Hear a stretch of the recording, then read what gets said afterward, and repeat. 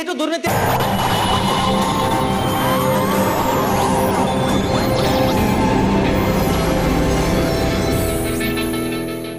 আমি যেনেকৈ মাজে মাজে ৰৈ যাবলগীয়া হৈছে, যথেষ্ট এটা অসুবিধা হৈছে, যেনেকৈ হুলস্থুলীয়া পৰিৱেশৰ সৃষ্টি হৈছে। জুৰিয়াত কেনেধৰণে উন্নয়ন দেখিছে, কি দেখিছে? উন্নয়নৰ আগতে মই এটা কথা ক'ব বিচাৰি আছোঁ, ইপিনে কংগ্ৰেছ আছে, ইপিনে বিজেপি আছে, ইপিনে এজিপি আছে। প্ৰত্যেকে নিজৰ নিজৰ দলৰ কথা কওক, দলৰ যিটো কনচেপ্ট আছে সেইটো আগবঢ়াওক। ইয়াত গুণ্ডামি কৈ কোনো দৰকাৰ নাই, হৈ হেলাৰ কোনো দৰকাৰ নাই। পচন্দ নহ'ব মোৰ কথাটোৰ কাউণ্টাৰ কোনোবাই দিব, বিজেপিৰ মানুহ দিব পাৰে, কংগ্ৰেছৰ মানুহ দিব পাৰে, ইউডিএফৰ মানুহ দিব পাৰে, কিন্তু ইয়াত গুণ্ডামি শ্লোগান টোগানৰ কথা নাই। এইটো টক শ্ব' হয়, টক শ্ব' হয়। ঠিক আছে, অলপ আগত কথা এটা শুনিছোঁ মই যে ধৰ্ম নিৰপেক্ষ, বিজেপি আহিছে, মছজিদ ভাঙিছে, অমুক কৰিছে, তমুক কৰিছে।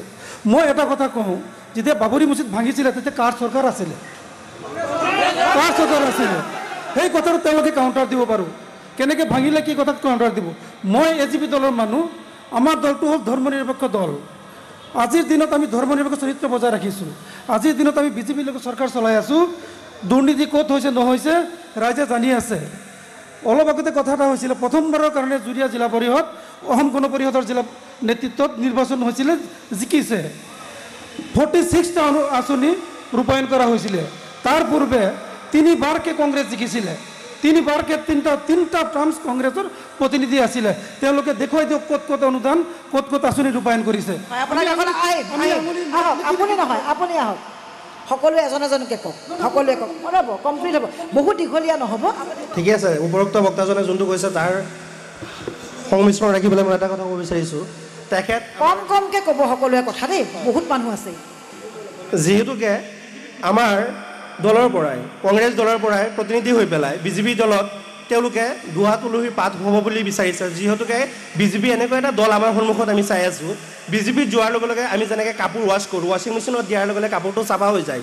কংগ্ৰেছৰ পৰা বিজেপিত যোৱাৰ যোনবিলাক মানুহে দুৰ্নীতি কৰিছে, সেই মানুহবিলাক যদি বিজেপি দলত যায়, বিজেপি দলটোক আঁকোৱালি লয়, লগে লগে চাব আপুনি সিহঁতৰ যিমান গোচৰ আছে চব নাইকিয়া। আৰু কংগ্ৰেছ যোনবিলাক মানুহে কৰে সিহঁতৰ মাজত পিছফালে CBI, ED বিভিন্ন ধৰণৰ হাৰাশাস্তি, বিভিন্ন ধৰণৰ গোচৰ ৰুজু কৰি পেলাই কংগ্ৰেছৰ মানুহবিলাকক কিমান হাৰাশাস্তি কৰি আছে প্ৰত্যেকে অৱগত।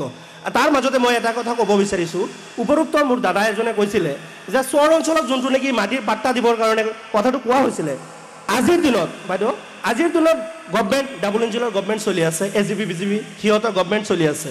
সিহঁতে আমাৰ চৰ অঞ্চলৰ ভাই বন্ধুসকলক মাটিৰ পাট্টা দিয়ক, আৰু আমাৰ মাইনৰিটি অধ্যুষিত অঞ্চলৰ যোনবিলাক সমস্যা আছে গোটেই সমস্যাবিলাক সিহঁতে সমাধান কৰি দিয়ক। আমি কংগ্ৰেছী হৈ পেলাই অপেন চেলেঞ্জ কৰিছোঁ, আমিও বিজেপি কৰিম। যদি বিজেপিৰ গভমেণ্টে যদি পাট্টা দিব, NRC দিয়ে, গৰু খাবলৈ অপেন, আমাক যোনটো গৰু খাবলৈ বৰ্তমান বন্ধ কৰিছে, সেই গৰু খোৱাটো যদি বিজেপি গভমেণ্টে অপেন মুকলিভাৱে খাব দিয়ে, তেনেহ'লে আমিও বিজেপি কৰিম, মই ৰিপ্লাই দিম। ঠিক আছে, চৰ অঞ্চল নকৰিব, আকৌ কৈছোঁ, অঞ্চলৰ পাট্টাৰ কথা কৈছে, ৱাশ্বিং মেচিনৰ কথা কৈছে। আব্দুল আজিজ আমাৰ ইয়াৰ বিধায়ক আছিলে, তেতিয়া কংগ্ৰেছত কোনে জইন কৰাইছিলে? তেতিয়া কি কংগ্ৰেছ ৱাশ্বিং মেচিন আছিল নেকি? আজিৰ দিনত যদি বিজেপি যদি ৱাশ্বিং মেচিন হয়, তেতিয়া কংগ্ৰেছ ৱাশ্বিং মেচিন আছিল নেকি? আব্দুল আজিজক কোনে নিছিলে? AIUDFৰ 5জনকে বিধায়কক কোনে নিছিলে? বিজেপিৰ বিধায়কক কোনে নিছিলে? 4জন বিধায়কক। তেতিয়া কাৰ নেতৃত্বত চৰকাৰ আছিলে? সেই কথাটো ৰাইজে মনত পেলাক, অলপ মনত পেলাক। ঠিক আছে, চৰ অঞ্চলৰ কথা আহিছে। 2014 চনত বনমন্ত্ৰী কোন আছিল? বনমন্ত্ৰী 2014 চনত কোন আছিলে? তেতিয়া নটিফিকেশ্যন দি পেলাই চৰ এক্সটেনশ্যন, বুঢ়া চাপৰি এক্সটেনশ্যন কোনে কৰিছিলে? বিজেপিয়ে কৰিছিলে। ইহঁতৰ দুজনে কৈছে চাক, এতিয়া কৈ আছে, এতিয়া মানে কথাবিলাক মানে এই যে আমাৰ মুখ্যমন্ত্ৰী ডাঙৰীয়াই যে কৈছিল, মানে ঢোলটো দুইফালে মাৰিব নালাগে, একফালে মাৰিব লাগে। বৰ্তমান যে হিমন্ত বিশ্ব শৰ্মা বিজেপিলৈকে গৈছিল কংগ্ৰেছৰ পৰা, তেতিয়াৰ বিজেপিৰ নেতৃত্ববিলাকে 2014 চনত আলুৱালিয়াই যেতিয়া ফাইল এটা লৈ, নীলা ফাইল এটা দেখাই দিলে, যেতিয়া দিল্লীত আমাৰ গভৰ্ণমেণ্ট আহিব তেতিয়া আমি এই ফাইলত ইনকুৱাৰী বহাম, সেইজন মানুহ লগে লগ বিজেপিলৈকে গ'ল। লগে লগে যৌতুক হিচাপে আৰু কিছুমান লগত গৈছে একেতৰ লগত। বাইদেউ, এতিয়া আমি পঞ্চায়তৰ, আমি বেলেগ কথা আমি পাতিব বিচৰা নাছিলোঁ, আপোনালোকে এজেণ্ডা দিছে পঞ্চায়তৰ। এতিয়া পঞ্চায়ত ইলেকশ্যনৰ কাম পাৰ হৈ গৈছে প্ৰায় 8 মাহ। এইখন চৰকাৰে পঞ্চায়ত কিয় পাতিব পৰা নাই? মুখ্যমন্ত্ৰী ডাঙৰীয়াই কৈ আছে কংগ্ৰেছে কেছ কৰিছে। কোন কংগ্ৰেছে কেছ কৰিছে তেখেতে দেখাব পাৰিব।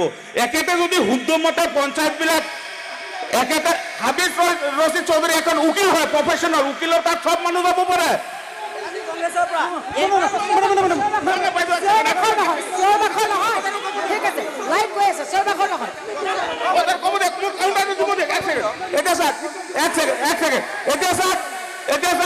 পঞ্চায়তৰ যদি জিপিবিলাক ডিলিমিটেশ্যন শুদ্ধকে কৰিলে হয় তেতিয়াও হাইকোৰ্টে কেতিয়াও এই কেছ একচেপ্ট নকৰিলে হয়।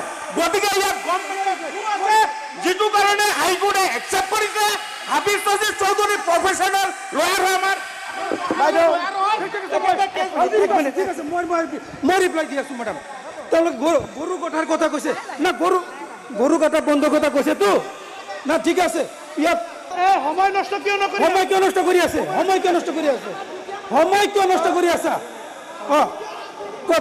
কথাৰ ৰিপ্লাই দিব লাগিব। গৰু কটাৰ বন্ধ কথা কৈছে। ইয়াত প্ৰত্যেকে গৰিষ্ঠ সংখ্যক মানুহ শিক্ষিত মানুহ, প্ৰত্যেকৰ হাততে মোবাইল আছে, এণ্ড্ৰইড মোবাইল আছে। গুগলত চাৰ্চ কৰক। 1956 চনত প্ৰথম গৰু কাটা বন্ধ কৰিছিলে, তেতিয়া গোপীনাথ বৰদলৈ মিনিষ্টাৰ আছিল। কথা নাপাতো, ঠিক আছে, আমি এনে কথা নাপাতো। আপুনি উন্নয়নৰ কথা পাতক, উন্নয়নৰ কথা পাতক।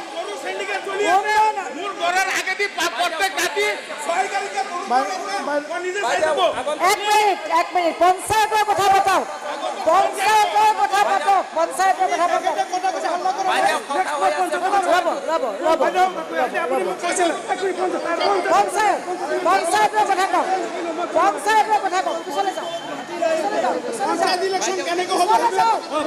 পিছলৈ যাওক। আপোনালোকে কওক, স্থানীয় লোকে কওক।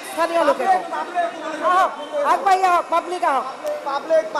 আমি এইটো আশা কৰিছিলো যে কংগ্ৰেছ আৰু বিজেপি দুয়োটা দলে আমাৰ পঞ্চায়তত কি ডেভেলপ কৰিছে, কি ডেভেলপ কৰিব সেইটো আশা লৈ আমি ৰাইজ আহিছিলো, কিন্তু সেইটো আমি নাপালো। দুৰ্ভাগ্যৰ বিষয়, আমি যি হুলস্থুল যি পৰিৱেশৰ সৃষ্টি কৰিছো, আমি কিয় পাহৰি গৈছো এইটো গোটেই অসমৰ মানুহে চাই থাকিব। আমি কেনেকুৱা মানুহ, আমি কি কৰিব পাৰিম, অহা প্ৰজন্মৰ কাৰণে এইটো অসমৰ ৰাইজে অনুভৱ কৰিব পাৰিব। আজি টকশ্বুৰ জৰিয়তে দুখ পাইছোঁ, আমি বহুত আঘাত পাইছোঁ। আমাৰ মাজত এনেকুৱা বিশৃংখলামূলক হুলস্থুলমূলক কথা হ'ব নালাগিছিল, উন্নয়নমূলক কামৰ কথা হ'ব লাগিছিল। কংগ্ৰেছ বা আমাৰ বিজেপি দুয়োটো দলে কি কৰিছে সেইখিনি কথাৰ বিষয়ে, কামৰ বিষয়ে কথা ক'ব লাগিছিল।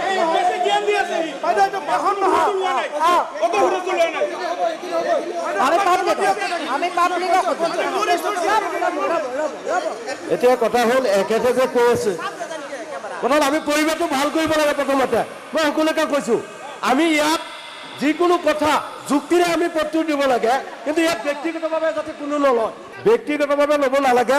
ইয়াতে মই অলপ আগতে এটা কথা মই ক'ব গৈছিলোঁ, কিন্তু ক'ব নিদিয়ে। এতিয়া মই কৈ আছোঁ, আমাৰ বিজেপি দলৰ প্ৰতিনিধি ইয়াত আছে, তেওঁলোকে কৈ আছিলে যে চৰ অঞ্চলত পট্টা দিয়া নাই 15 বছৰ। 15 বছৰ ঠিক আছে, কংগ্ৰেছে যদি পট্টা দিয়া নাই, তেতিয়া এতিয়া বিজেপি চৰকাৰ 8 বছৰ 9 বছৰ হৈ গ'ল। তেওঁলোকে পট্টা দিয়াৰ পৰিৱৰ্তে তেওঁলোকে বিভিন্ন মুছলমান মানুহক টাৰ্গেট কৰি গোটেই চৰ অঞ্চলত চেষ্টা কৰিছে। আজি নহৰুৰ দাম পট্টা লাগে নহয়, চৰ অঞ্চলত পট্টা লাগে, ঠিক আছে। তোমালোক যেতিয়া চৰকাৰত 15 বছৰ আছিলা তেতিয়া কি কৰিছিলা? পট্টা দিছা কি কৰবা?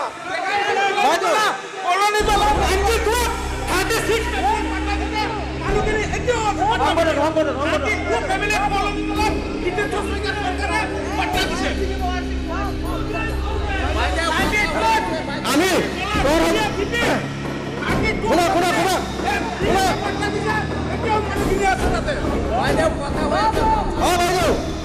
কথাটো শুনা, চৰ অঞ্চলত যেতিয়া মুক্ত হৈছিল, যেতিয়া চৰ অঞ্চলত মুক্ত হৈছিল তেতিয়া আমি দল অসম সংখ্যালঘু সংগ্ৰাম পৰিষদে কিমানবাৰ আমি চৰকাৰক আহ্বান জনাইছিলোঁ। এওঁলোক দুখীয়া মানুহ, মাইনৰিটি মানুহ, বেলেগত থাকিবলৈ ঠাই নাই, আপোনালোকে এওঁলোকক থকাৰ ব্যৱস্থা কৰক। তাৰপিছত অন্য বছৰ ভাৰতৰ চৰকাৰৰ দায়িত্ব আছিলে, তেওঁলোকক মানুহবাদ নীতি যোৱা নাই, কুকুৰ মেকুৰীৰ দৰে ব্যৱহাৰ কৰিছে, ঘৰ বাৰী ভাঙি দিছে, আমাৰ সন্মুখত ভাঙিছে।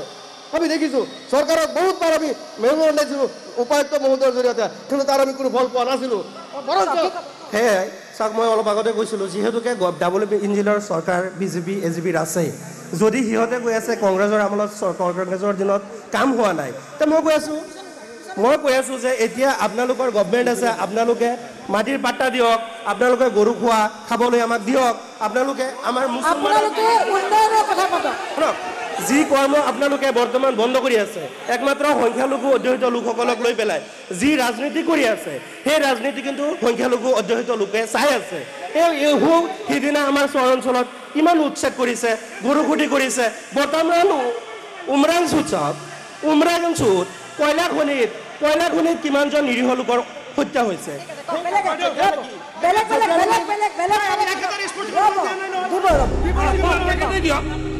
আচ্ছা চহৰ ইলেকশ্যন হৈছিলে লোকেল এমএলএ কি কৰিছিলে বন্ধ ক'ত কৰিছে মিডিয়াৰ আগত কৰিছিলে ফেচবুকত কৰিছিলে একো কাম কৰা নাই বাইদেউ মিডিয়াৰ আগত নাটক কৰিছিলে বাইদেউ মই মিডিয়াৰ আগত নাটক কৰিছিলে তথ্যভিত্তিক কথা ক'ব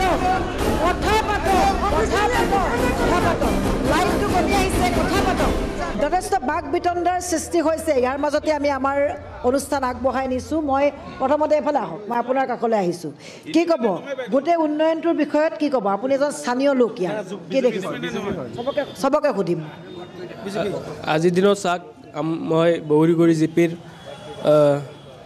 এজন উন্নয়ন হৈছেনে নাই এই ঠাইত উন্নয়ন পঞ্চায়ত লেভেলত উন্নয়ন হোৱা নাই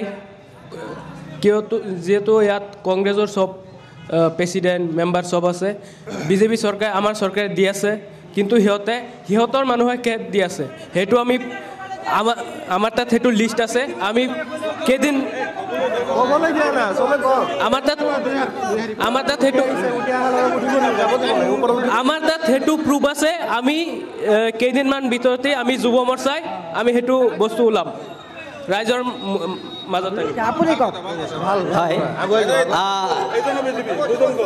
অলপ আগতেই কংগ্ৰেছীবিলাকে এটা প্ৰশ্ন কৰিছিলে যে বিজেপি চৰকাৰে মাদ্ৰাছাবিলাক বন্ধ কৰিছিলে যোৱা বিধানসভা ইলেকশ্যনৰ সময়ত নুল হুদাই চিঞৰি কৈছিলে যদি বিজেপি চৰকাৰ আহে মছজিদত নামাজ পঢ়া বন্ধ হৈ যাব আমি ঈদগাহ ময়দানত গৈ পেলাই নামাজ ভিডিঅ' ক্লিপ আছে আপুনি কৈছিলে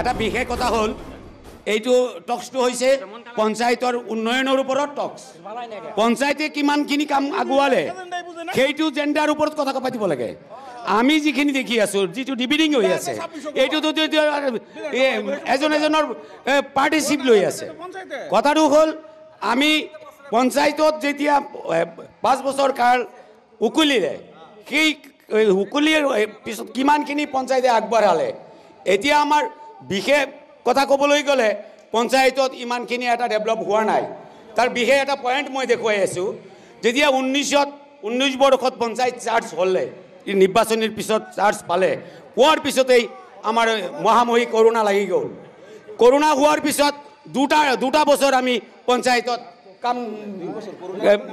কাম কৰিব পৰা নাই NJNDK হওক এই 15 ফাইনেন্সি হওক আৰু অৰুণোদয়ৰ ক্ষেত্ৰতেই হওক আৰু এই কি কয় প্ৰথমতে মই নমস্কাৰ জনাইছোঁ মই এজন প্ৰাক্তন শিক্ষক সেই হিচাপে মই এটা কথাই আজি অনুৰোধ ৰাখিম আপোনালোকৰ চেনেলৰ মাধ্যমত আজি 3 দিন আগত মৰিগাঁৱত এটা মিটিং চলি থকাৰ সময়ত আমাৰ মাননীয় মুখ্যমন্ত্ৰী তেখেত আমাৰ পূজনীয় তেখেত আমাৰ ৰাজ্যৰ মুখ্যমন্ত্ৰী তেখেতক সন্মান জনাই মই কওঁ মিয়াই গাহৰি চুৰ নকৰে এটা শব্দ কৈছে মিয়াক মই গালি পাৰিম এই কথাবিলাক এটা জাতি বা এটা কমিউনিটিক তেনেকেই যদি নকৈ তেওঁ এজন মুখ্যমন্ত্ৰী হিচাপে যদি আমাকো আগবঢ়াই নিয়াৰ ক্ষেত্ৰত তেওঁ যদি পৰিকল্পনা কৰে আমি আৰু আদৰণি জনাম গতিকে আমি সেই হিচাপে নাগৰিক হিচাপে মই এই কথাখিনি ৰাখিলোঁ আৰু ইয়াত উন্নয়ন হৈছে নাই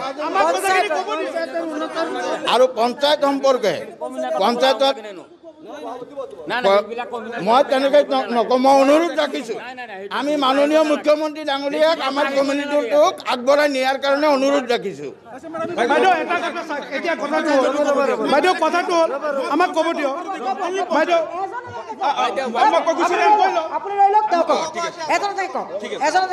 চাওক বাইদেউ কথাটো হ'ল পঞ্চায়তৰ ওপৰত যিটো আজিৰ মুখ্য এজেণ্ডা হৈছে পঞ্চায়ত নিৰ্বাচন সমাগত পঞ্চায়ত নিৰ্বাচনত কংগ্ৰেছে কি কৰিছিল আৰু ভাৰতীয় জনতা পাৰ্টি মিত্ৰজোঁট চৰকাৰখনে কি কৰিছে আচলতে সেইখিনিৰ ওপৰত কথা ক'ব লাগিছিল যিহেতু 2016 পৰা 2023 চনলৈকে আমাৰ ভাৰতীয় জনতা পাৰ্টি মিত্ৰজোঁট চৰকাৰখনে অসমত যেতিয়া পঞ্চায়ত